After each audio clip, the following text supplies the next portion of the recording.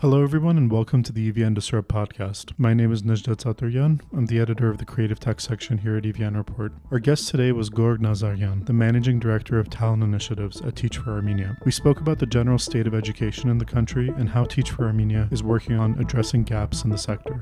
Gor also shared with us the Tech for Armenia initiative, a program that sends tech professionals to teach computer science in the regions of Armenia. Thank you for listening.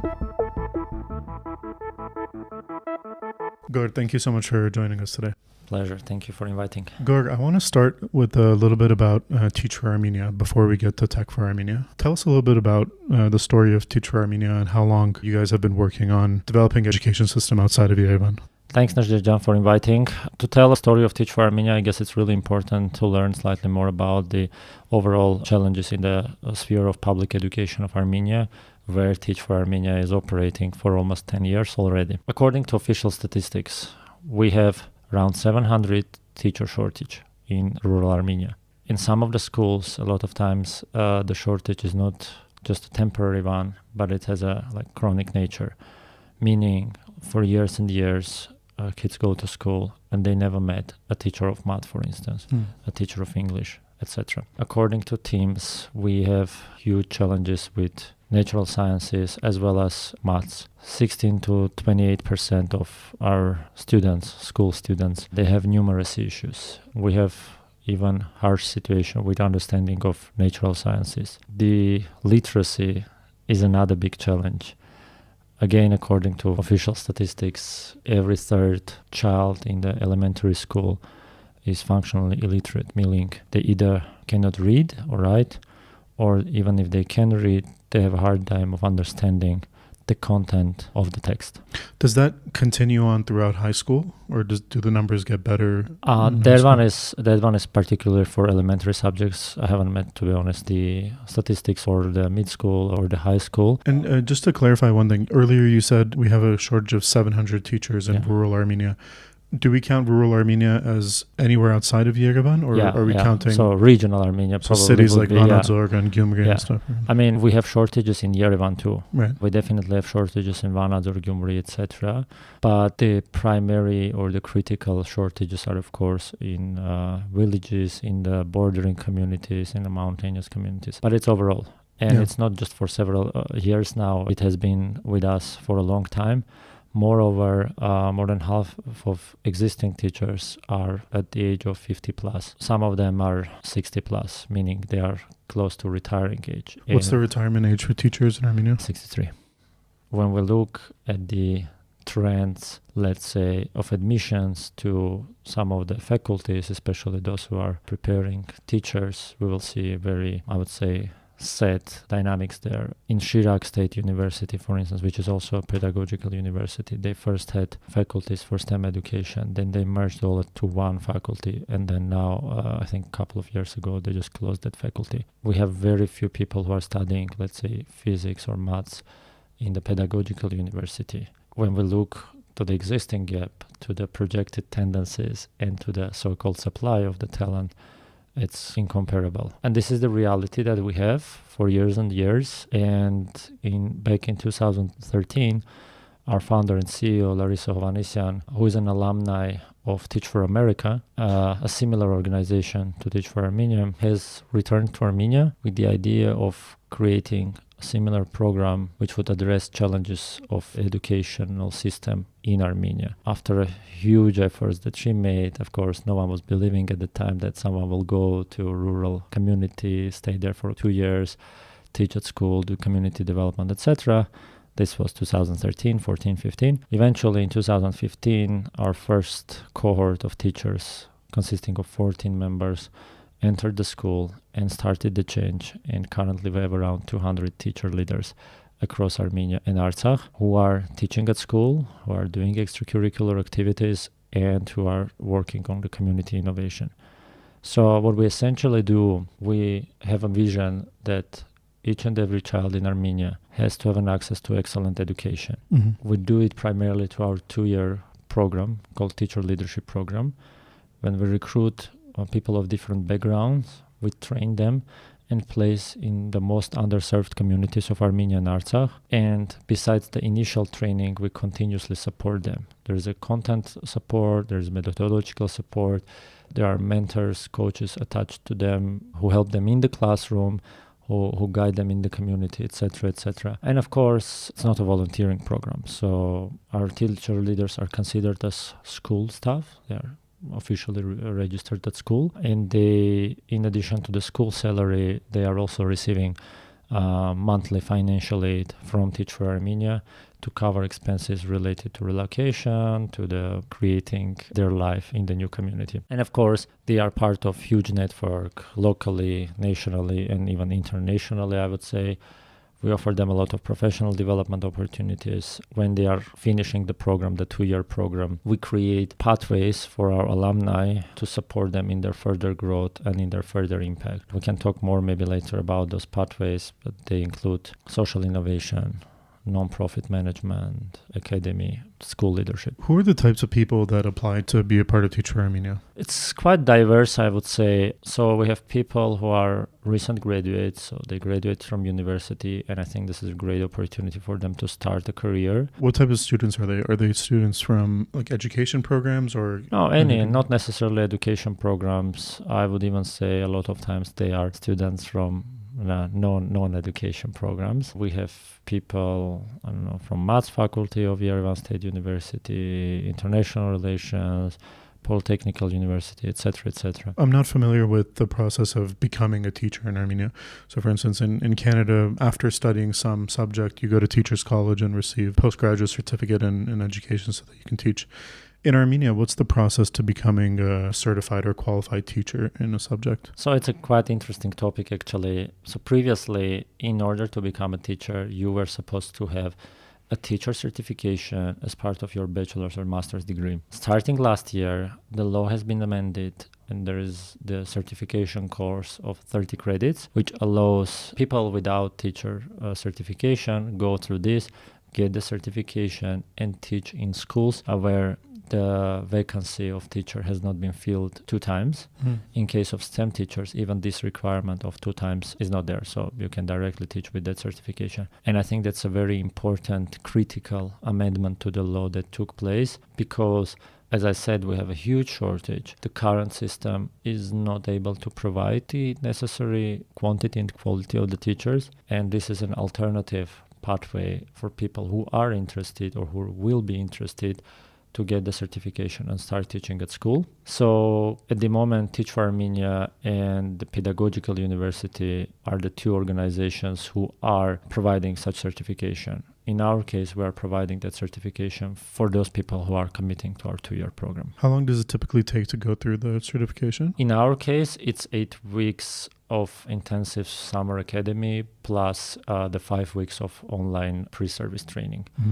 So actually vice versa, 5 weeks of online pre-service and then the summer academy of 8 weeks. Interesting. How many teachers have you guys had to date? You mean until now? Yeah. So we have around 250 alumni and at the moment we have around 200 teachers. Wow. So the first cohort in 2015 was 14 and 8 years later it's 200. 202 cohorts together. Like it's a 2-year program. Got so it. yeah. 100 a year. Yeah. Interesting. Okay, so Teach for Armenia is a more general education program. And then last year you guys launched the Tech for Armenia initiative, which is focused towards essentially doing Teach for Armenia for computer science education in the regions. Tell us a little bit about that. Sure. Just before Tech for Armenia, if you would allow, I think it's really important to note that as an organization, we're not striving to fill all the teacher shortage.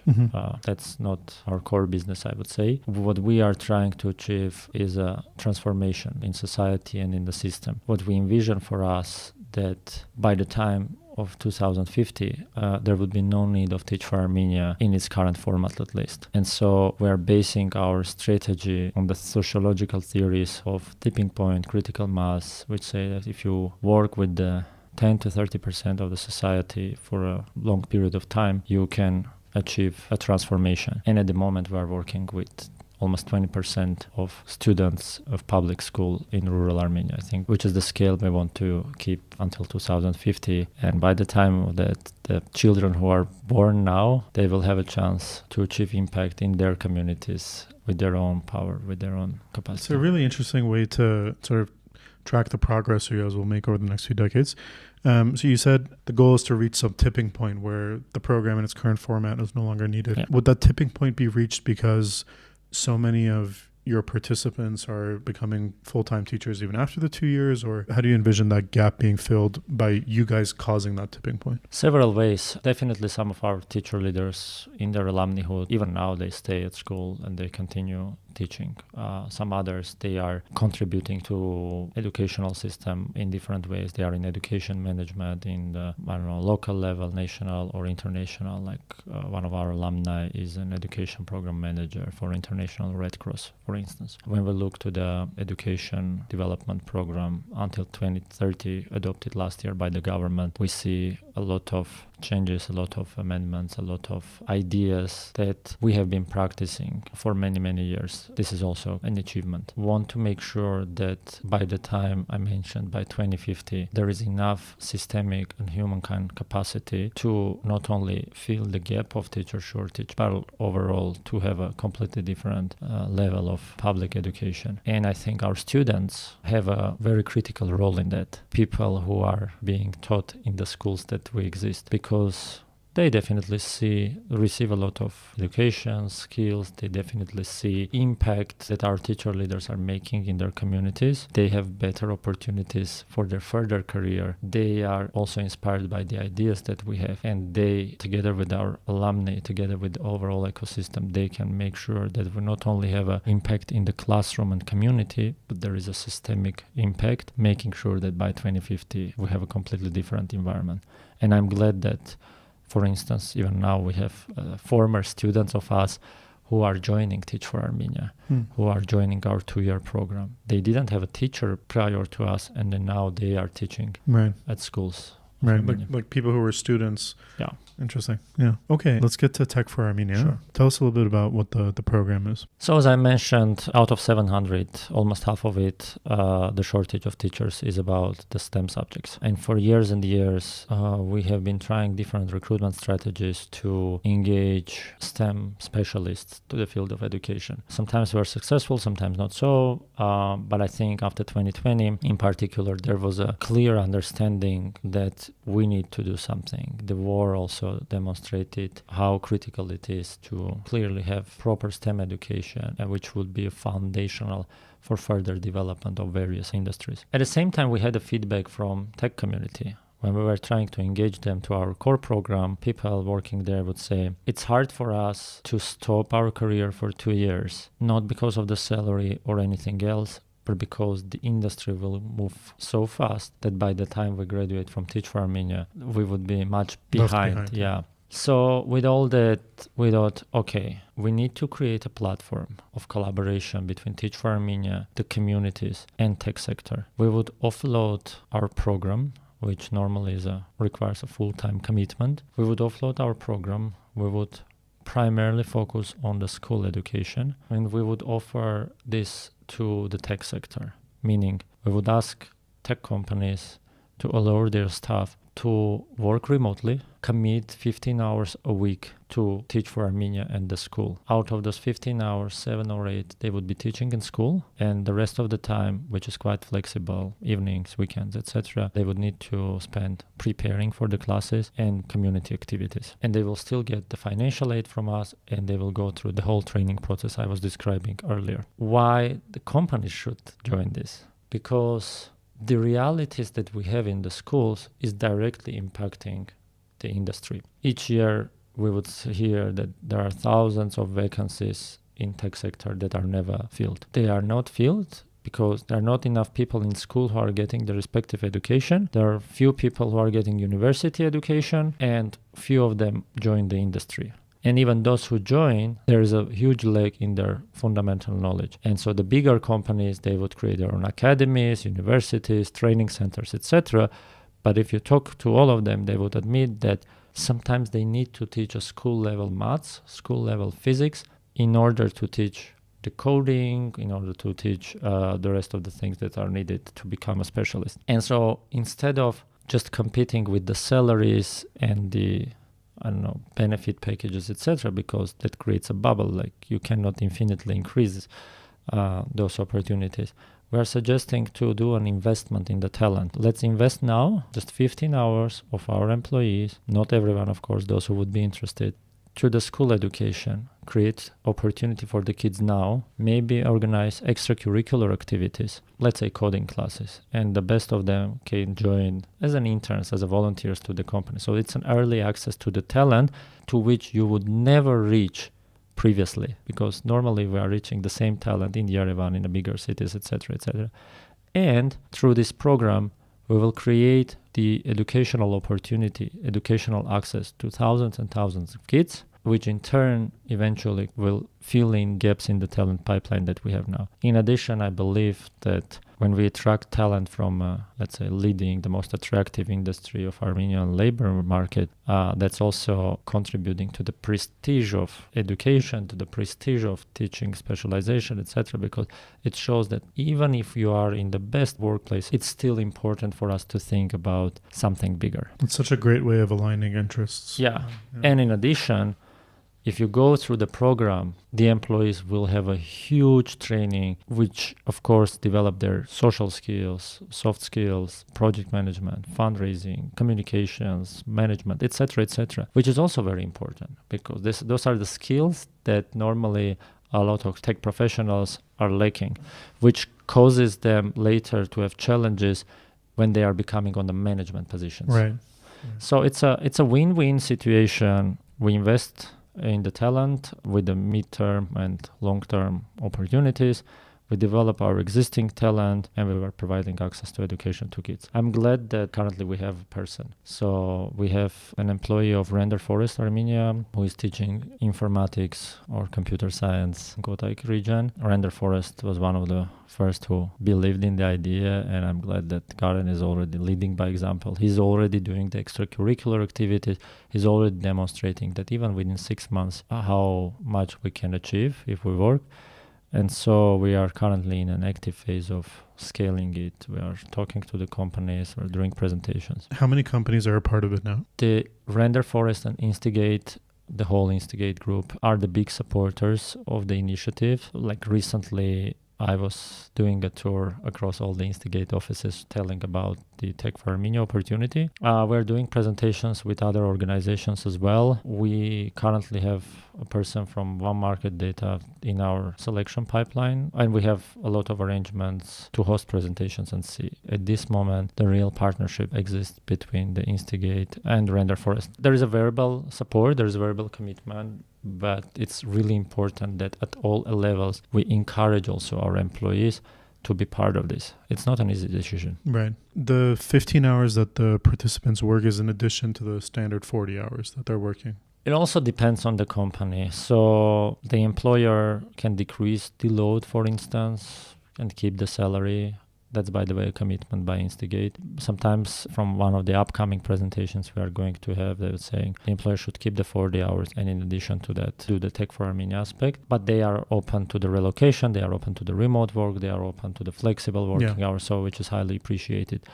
It depends on the nature of the company, definitely. Like we should distinguish between product companies versus outsourcing companies, for instance. I think even with the full-time capacity, it's still feasible. I guess we all know that many tech professionals, they are freelancing out of their full-time job. I think with the commitment of relocation and flexible working hours, it's definitely possible to allocate the respective amount of time. Yeah, 15 hours is not a huge amount of time. And there's a lot of remote-first companies in Yerevan to begin with. So, but in the case of Instigate, for instance, they have offices all across the country. So could someone from Instigate Goris teach in a school in Goris through your program? It's important to know that the placement of teachers happens based on need. So the primary factor we are considering is the need of kids, the need of schools. So it depends whether there are schools around Goris who are missing the teacher of that particular profession, right? Which is a big parameter. Secondly, we believe it's very important for a teacher leader to do the relocation, actually, to be out of the comfort zone, to be new community. In a new community, because this is a development opportunity for himself or herself. With the current legal arrangements, as I mentioned about the 30 credits, I think if someone wants just to teach, they can definitely do, even without Teach for Armenia, they Right. can do the certification, and which is great. So that would be definitely a big help. But if you want to be part of the program, to receive the benefits and to have the impact that we expect to have based on the experience we have over this past 10 years, it's important to do the relocation. Mm-hmm. But it still means that they can be placed, let's say, if you are from Syunik region, you can be placed in the Syunik region. Right. In the application form, every applicant is prioritizing the regions. Right. So this current academic year, 2022-2023, is your first cohort? It's our first cohort. And how many participants have you guys had? With Tech for Armenia, just one from Random Forest. Oh, okay. We had 7 or 8 employees of different companies in the pipeline for selection, but at the end, Goran is the only one who is there. Right, okay. So he is the co-founder of Tech for Armenia. Right. I met him on Friday, and he was super enthusiastic about his work, and it seemed like he was really enjoying it. I'm curious about this part about sort of out-of-class activities that the teachers are expected to prepare. Can you tell us a little bit about that, and maybe what is Goran doing right now in Kotek with the students? Normally, with our standard track of teacher leaders, we are prioritizing extracurricular activities, and those activities can be about different things based on the preferences of that person, based on the need of the community, based on the interest of children, etc., etc.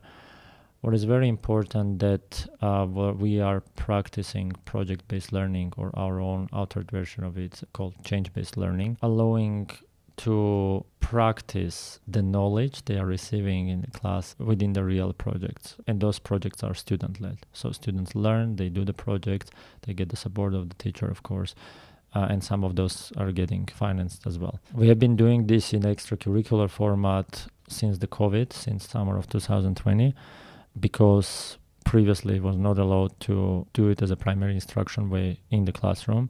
But since the last September, so the whole country is expected to move to the project-based learning. So again, this is a great opportunity to shift from there. They can be subject-based, subjects that the teacher leader is teaching. They can be RMAT labs, for instance.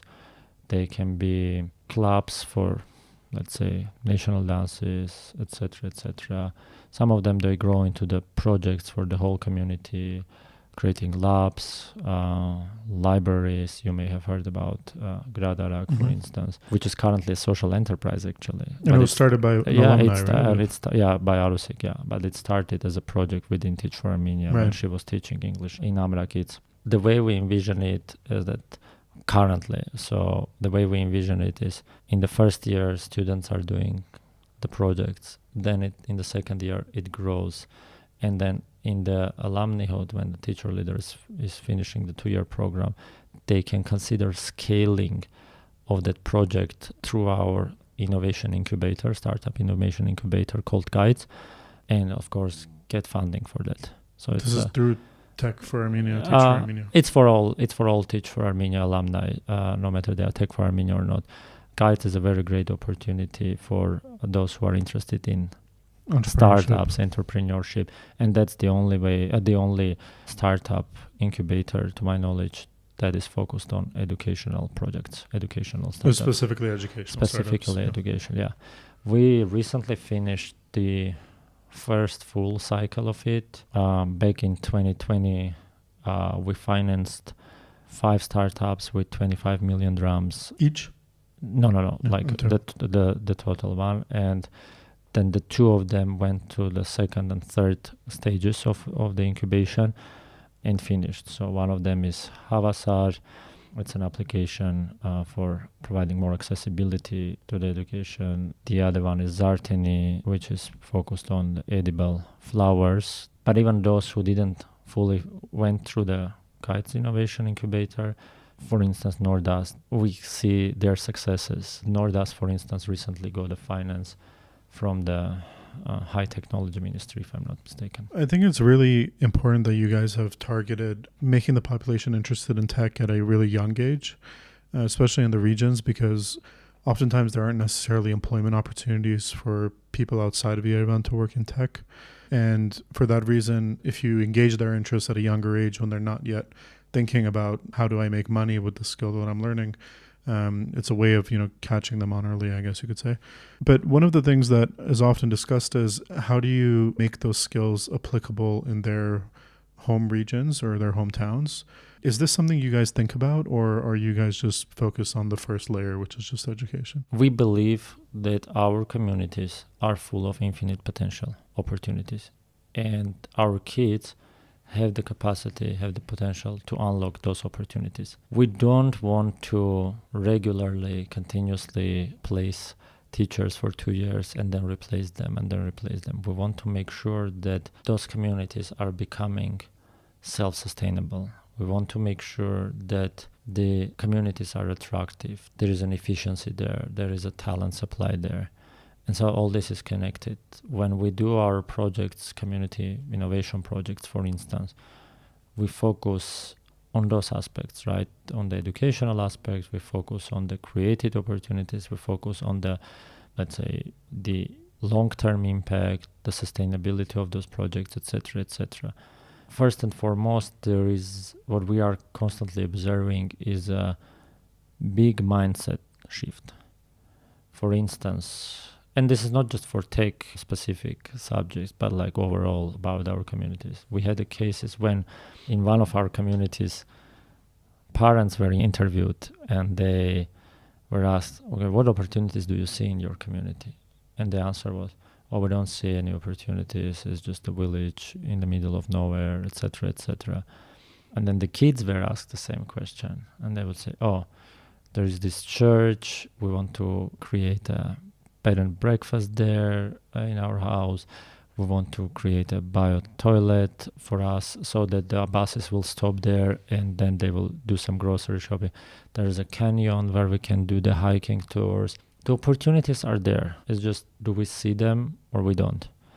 And the same applies to the tech sector, for instance. If all kids receive an education in maths, physics, etc., it does not necessarily mean that everyone will have a career orientation to the tech sector, right? But even those who would have, considering the current opportunities, right? The opportunity to work remotely, opportunities to do your own startups, no matter wherever you are, with the right knowledge, with the right people around, with the right skills. I think those kids, future talent of our employment market, labor market, they will have an access to the opportunities, and vice versa. As I mentioned earlier, the companies here sitting in Yerevan, headhunting from each other, trying to source every single candidate that meets their criteria, they will actually have an access to the talent they never had. Right. They don't have right now. Yeah, it's an interesting scenario where you both need the talent pool in order to bring companies and job opportunities to the regions, but you also need the job opportunities and the opportunities in order for people to be interested in working on those skill sets and becoming professionals in that area. I think there's a lot of interesting things now happening for pushing more and more tech opportunities in the regions. The work that you guys are doing at Tech for Armenia, Tumo is expanding into the regions, and there's also some companies now working to build sort of satellite offices in the region. So I hope to see in the coming, let's say, decade that we'll see much more activity outside of Yerevan when it comes to tech. Gor, in terms of recruitment, one thing that has become quite popular in the last maybe 10 years or maybe even earlier, just too young to remember, I don't know, especially in the US and in the West, is after graduating college, people will go and maybe teach English in China for 2 years or do a program like Teach for America and such. Do you guys recruit both within Armenia and the diaspora? We do recruit from diaspora, and it's a big priority for us. We do that virtually, sometimes where there are opportunities. We do the trips as well, meeting communities, raising awareness among diasporan youth about the existence of Teach for Armenia, about the way of contribution that they can have to their motherland. And I think it's very beneficial. It's about the global connectivity to all the communities where we're placing those people. It's about the exchange of huge knowledge and experience because they are graduates of very good universities across the globe. And also it's a great opportunity for them to contribute to their motherland, to learn about their motherland, to develop their mother language skills, Armenian skills. And we support them. We have relocation support with them for diasporans, like purchasing tickets, supporting with the paperwork. In the pre-service training, we are tutoring them with the Armenian language because, like, let's say Western Armenian to Eastern Armenian transition or just developing the existing level of language skills. So it's a big priority for us. How many diasporan participants have you guys had at Teach for Armenia? Normally we're targeting on average to 10% per year. It's slightly more, slightly less. And the geography is quite wide. So we have people from United States, from Russia, Lebanon, Syria. We had someone from Austria. And those refers both to diaspora who moved from independent Armenia, and of course to the diaspora who was there for traditional diaspora. Yeah. Are you guys recruiting right now for Tech for Armenia for next year? Yeah, we are in active phase of recruitment right now. So we are doing meetings with the companies. We are actively working on LinkedIn as well. You have seen also some mini campaigns in social media, in Facebook that we were doing, like Friday night talks about the Tech for Armenia. So if anyone is interested, at least to learn more about the opportunities with Teach for Armenia or Tech for Armenia specifically, the best way is to find us on any social media and type in Teach for Armenia. And when's the deadline for applying for Tech for Armenia? It's April 15th. April 15th, okay. And Gor, my last question, a little bit more going back to just education in Armenia generally. If you're looking out 5 to 10 years from now, what's something really tangible that the country needs to focus on to have the most impact in improving the education system? I think there are like more than one layer. Like what's the 20% of stuff that would give 80% of the results? I definitely think we need to figure out the supply of talent to the educational system and the training of talent in the educational system, the advantages, benefits, the whole package that people who are working in this field, they are getting. Challenge and solution of educational area are people. And if we want to build the capacity, if we want to have the Armenia about which we were talking throughout this past 30 minutes probably, it's critically important to invest in the people, to make sure we have enough teachers, to make sure we have teachers who are well trained and are ready to contribute to the further development. And of course, they are receiving the right reputation, the remuneration. They feel like they're valued, right? They are exactly. They are feeling valued. I think that's one of the most critical things we need to invest in. Do you look at that both culturally and from a policy level? Like from a policy level, it might just be increasing salaries by 2-3 times, for instance. But from a cultural perspective, like we often hear about how in the Finnish system in Finland, the status of a teacher, like the reputation of a teacher, is as prestigious as what a lawyer or a doctor might be in the U.S. and stuff. Do you see cultural challenges in Armenia? There are definitely cultural challenges. So at the moment, like if you look from the financial viewpoint, the government has created several ways of increasing teacher salary, right? But it wouldn't necessarily mean that hundreds of people will be in a queue to become a teacher. We need to make this position, this role, this profession attractive. We need to make it valuable. We need to make sure that it's respected. At the moment, I think there is a lot of demand to the teacher profession, and what's really missing is the care. We demand a lot from the teachers, for instance, but what do we provide them? Do we provide them mentorship? Do we provide them guidance? Do we equip them with the right tools, knowledge, skills? Do we support them with their challenges, etc., etc.? Like imagine, I'm often bringing this example. Imagine any company, what HR is doing. You're doing one-on-one interviews, you are doing team meetings, you are providing professional development plans, etc., right? So for a very long time, there was a lot of demand from the teachers, but there is less for the teachers. Right. And I think this is a paradigm that should change. There is even this stereotype that about the existing teachers, but what we see, because like some of our teacher leaders are existing teachers, we also do a Serund transformation project for the schools, and we work with the whole school with the existing teachers. But we see that people who have been there for years and years, for decades, they highly appreciate what they receive, the training, the attitude, the care, and they convert it to the knowledge, to the success of their students. And we should definitely do that for all teachers. I think we could have another full hour conversation just about that. So we'll have to have you back on again someday to talk about that. Thank you so much, Gor, for joining us. Thanks for inviting.